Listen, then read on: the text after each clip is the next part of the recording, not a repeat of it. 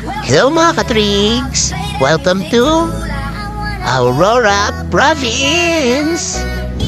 Ito ang first day ng North Luzon Loop namin. Tara, samahan niyo kaming baybayin ang daan papuntang Dinadjawan, Dipakulaw, Aurora. So, ito na nga yung famous na sinasabi nilang one-way road dito sa Maria Aurora. At talagang hindi pwedeng magkasalubong ang two na four wheels dito. Sakto lang yung isang four wheels. Pero pag mga motor, okay lang naman. So, bigayan lang talaga mga katrigs. So, eto na nga. Tignan nyo mga katrigs. Sa bungad pa lang. Talagang mamamangha ka na sa paligid. Nakaka-relax. Tignan nyo, ang daming puno.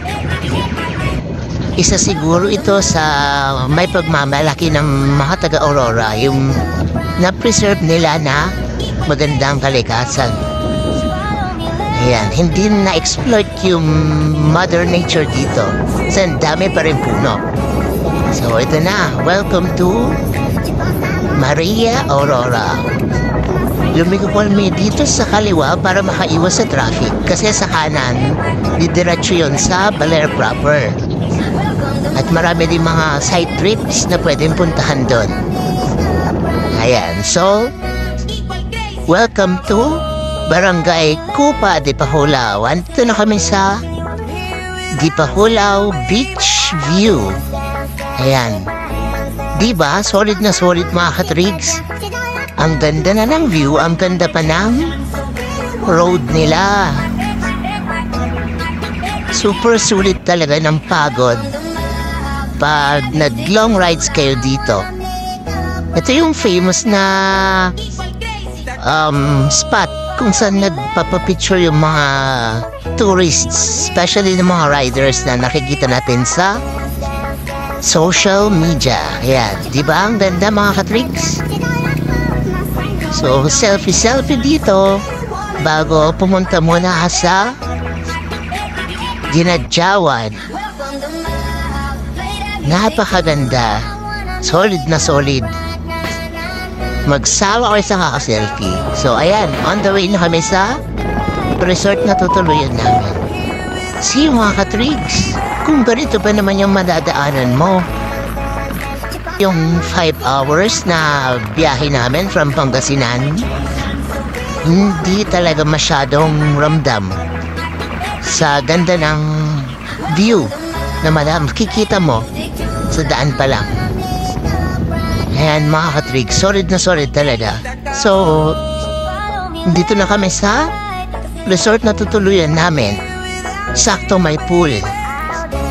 Kaya pag medyo mainit sa beach, pwedeng dito na lang maligo.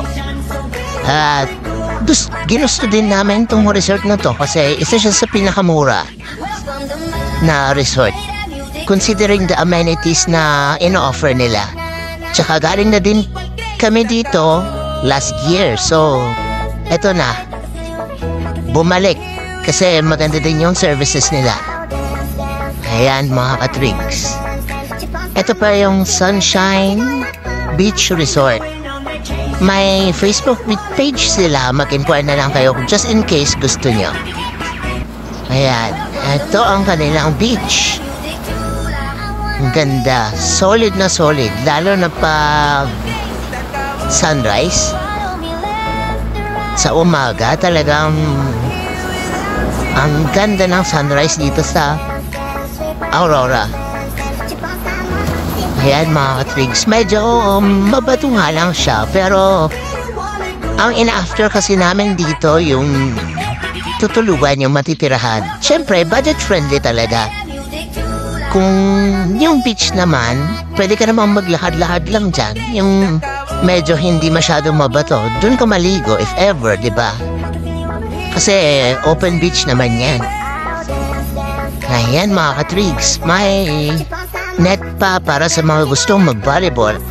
At syempre, meron din isang cute na tambayan dito kung saan pwede kang magmuni-muni while having a bottle of beer or wine, di ba?